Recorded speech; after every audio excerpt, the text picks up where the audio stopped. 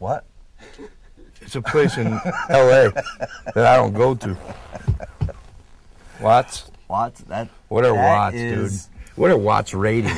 What's power rating from manufacturer to manufacturer? Watts is a power rating, but watts does not tell the entire story, right? Because you can have a driver be more sensitive. 1 watt of power will give you, I don't know, 86 dB SPL, and then maybe another manufacturer driver give you 83 dB SPL with the same watt. That's a big difference, you know, of you know what you're hearing for the same amount of power. You can't go by watts on the package.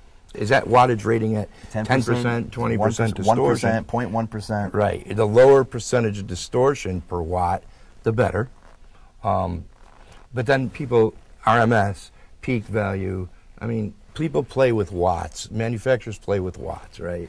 And to marketing purposes. Where if you have a 2.1 subwoofer and they take the power of the satellites and add the power of the subwoofer, total it all up, but the power supply can't deliver that all simultaneously. You know, correct. I mean, when people rate watts, whether it be an amplifier or a speaker system, it's all ambiguous. I mean, they play that number.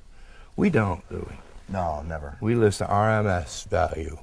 Yeah, you have to watch out for peak power ratings versus... Hell, I've seen little tiny speakers like this coming out of the Orient, rated at 2,700 watts, PMPO. Yeah. And what is that, PMPO? It'll never be achieved. You couldn't get 27 watts.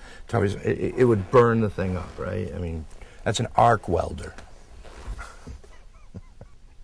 So when we design a system, we're looking at power distribution.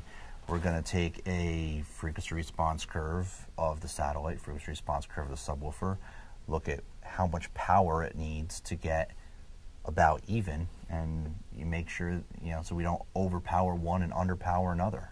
You know, you want acoustically, they have to sum together at the crossover point. You can't have one have so much power because you're never going to use that power. You can't have another one have so little power because they'll never keep up with the other one. You really need power. You really need the power distributed correctly so that it's even across the frequency response. But you also need to align that with what the sensitivity of your speakers are. You can't just plug any driver in there and say 5 watts is going to give me this. If 5 watts could give you 1 SPL level with one speaker, one with another. And you may say, hey, once I change these speakers of the sats over, I might need twice as much power on the sub now. You don't got it. Everything has to work together.